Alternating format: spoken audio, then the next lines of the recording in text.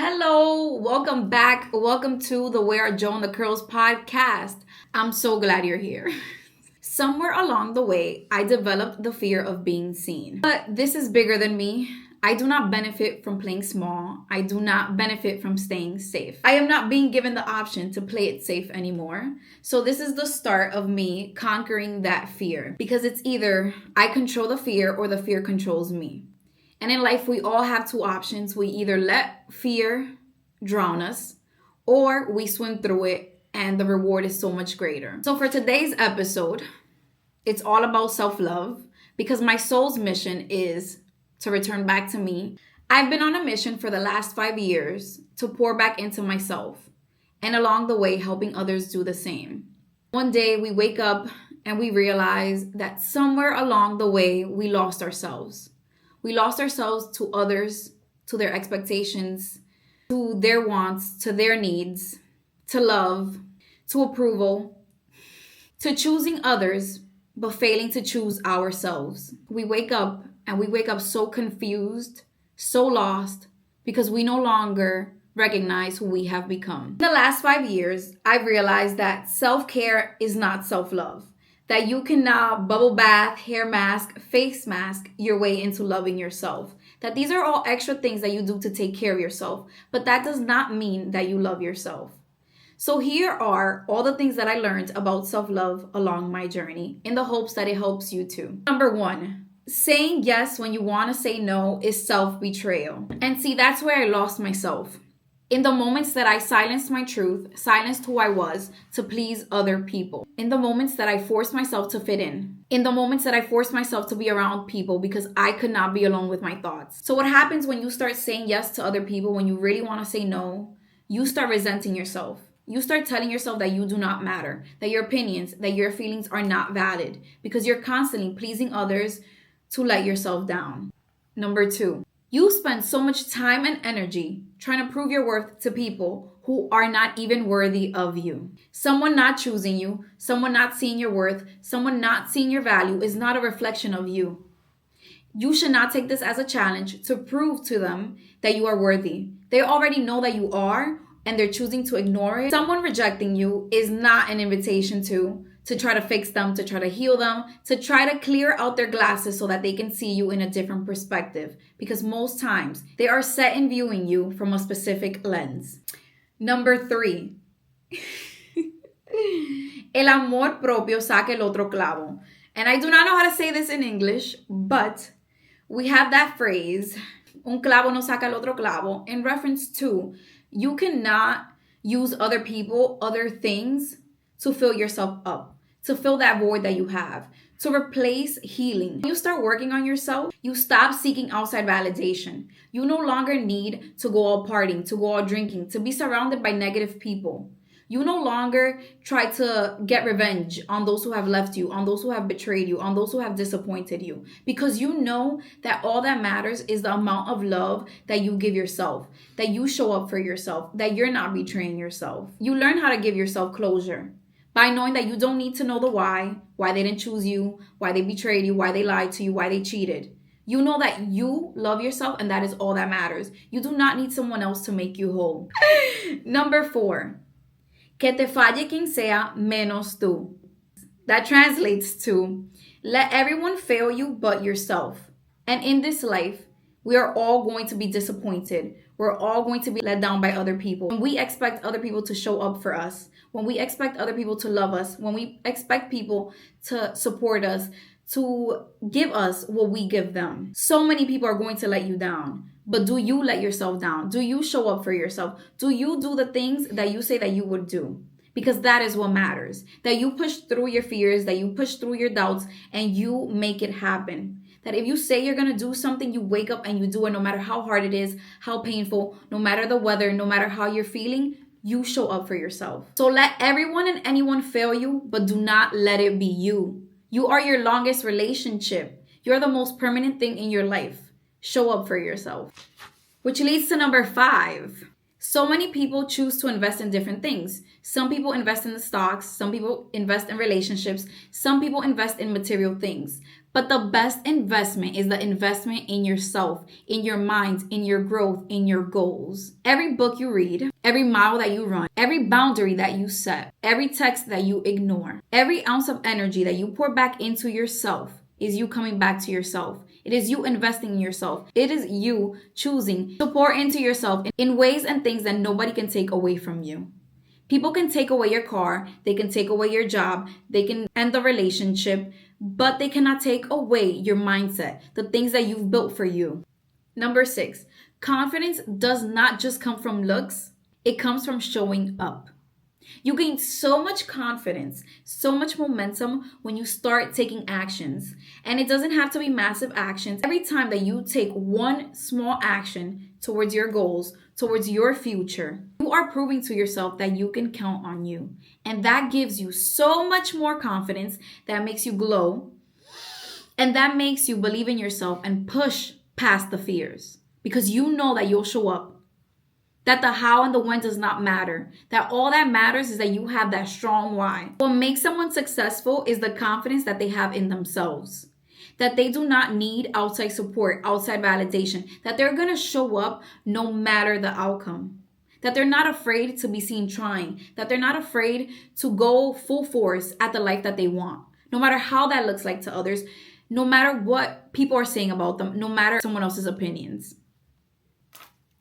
When you have self-love, your standards rise. Because you know who you are, you know what you deserve, and you know what you're capable of giving. So you're not going to accept less than what you deserve. You don't settle for watered down love. You don't settle for a watered down version of someone else. You refuse to be in someone's company just to not be alone. Because you know that you deserve full love. You deserve a love that is reciprocated. You deserve a love that makes you grow, that makes you question and aim for bigger things. When you have standards, when you choose yourself, it is so clear when someone else is not choosing you. When you have standards, you are able to make painful decisions. You understand that you might love someone, but that does not mean that you have to tolerate their actions towards you. When you have self-love, you understand that you must put boundaries in order to not only respect yourself, but to respect others and to be able to show up for others without resentment. When you have self-love, you don't surround yourself with just anybody to say that you're surrounding yourself with people. Because you understand that people's energies might bring you down, that their mindset might kill yours, that their fears might be pushed onto you. Which goes to number 8. When you truly love yourself, you realize that you do the choosing. That you no longer have to join and be sitting down across from somebody that you don't even like. That you don't have to say yes to every single invitation. You stopped waiting to be picked and you learn how to pick yourself. Learn to love yourself enough to learn when it is time to walk away from someone that is not serving you, that is not respecting you, that is not loving you the way that you need to be loved. And see, the best thing about learning that you are the one that does the choosing is that you get to say no. You get to say, no, this is not for me. This is below me. It is knowing that you'd rather be by yourself than to be in bad company. It is knowing that you are okay with doing life alone in the meantime until the person that you want comes. Because what you want exists. It exists because you want it, and you want it because it exists. Number 9, you honor your body. Because when you have self-love, you learn that your body is a temple. You learn that not everybody has access to it. You learn that there are certain foods that you should not be eating. You learn that alcohol is just a coping mechanism. That you are using alcohol to numb out your pain. That you're not even having fun. That you don't even like the people that you're surrounding yourself with. When you give up alcohol, you start to realize that you do not have as much in common with other people as you thought you did. When you take away the alcohol, you realize that a lot of people are empty. That you were just sitting down having surface level conversations with surface level people. When you love your body, you don't go sleeping with somebody to get revenge on your ex. You don't eat McDonald's 3 times a week. You start pouring back into yourself because you understand that your physical body and your mind are connected. Your body cannot do what your mind says that it cannot do. You're surrounding yourself, when you're intaking negative things, you stay in a lower frequency. And that affects how you show up on your day-to-day. Number 10, and this is the one that I should have started with, is that isolation is necessary for your growth. You are carrying years of trauma, years of pain, years of anger. You are carrying programs that were handed down to you. You're carrying down beliefs that did not start with you. And until you don't learn to distance yourself from the people that you're surrounded with, you do not learn what you truly like, what you truly want, and who you truly are. A lot of the times we just surround ourselves with people to stop our inner chatter. We don't even realize that somewhere along the way, we stopped pouring back into ourselves. So when you shut out the outer world, you learn to go inward. And the only way out is in. Number 11, you are your worst critic. And I love this quote.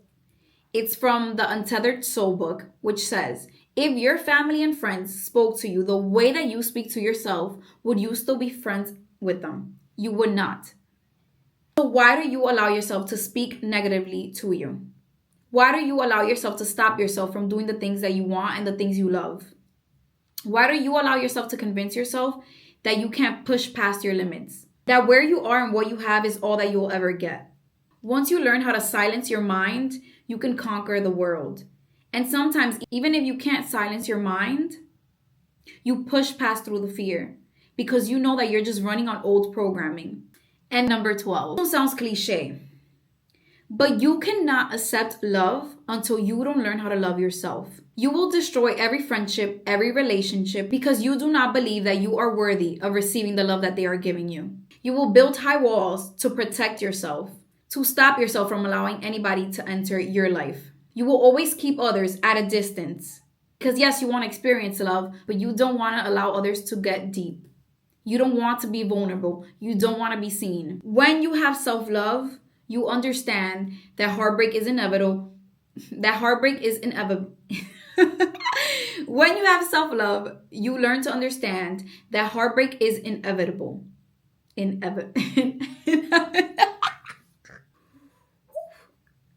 When you have self-love, when you are on this journey of healing yourself, you understand that people come into your life for a season, for a reason, to mirror you, to push you.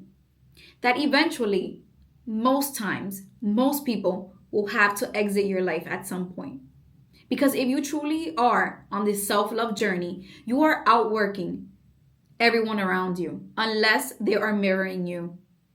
And that is the saddest realization, that one day you'll also wake up and realize that you are 10, 15, 25 steps ahead of the people that you love. That you can no longer coexist, because coexisting means that they will continuously drag you down to a level that you've already surpassed.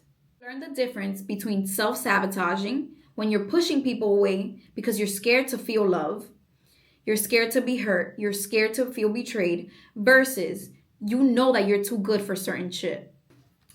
And then with a quote that I recently heard by, who's the guy that said it?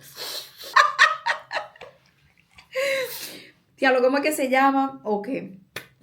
I want to end this episode with a quote from Carl Lentz. He says, give yourself as much time to build your best self as you gave your worst self time to destroy yourself. It's time for you to invest in a new version of you. Because as long as you keep doing what you're doing, you're going to keep getting what you're getting. So it is time to invest in yourself. It is time to pour back into yourself. It is time to come back home to yourself.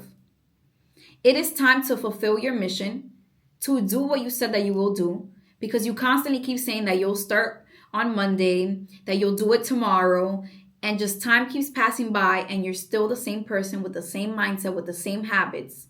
And let me just say that self-love is not selfish. What's selfish is constantly putting everybody else before you. Neglecting yourself. Fearing abandonment, but abandoning yourself. Fearing rejection, but rejecting yourself. Everything that you want exists, but you must first go inward. And when you show up for yourself, when you learn how to love yourself properly, the world has no choice but to act accordingly. You will see how the world changes according to how much you respect yourself, how much you love yourself, how much discipline you have. And self-love starts with self. Nobody can do it for you. Nobody can run your race. Nobody can come and do your goals the way that you can. Nobody's going to love you with the intensity that you love yourself. Nobody can pour into you if you don't pour into yourself. What are some actions? What are some steps? What are some choices that you can make today to start your journey? Because your future self is waiting on you. But it all starts right here, right now, with your habits, with your mindset, with your choices. Thank you all so much. Thank you for tuning in. Until next time.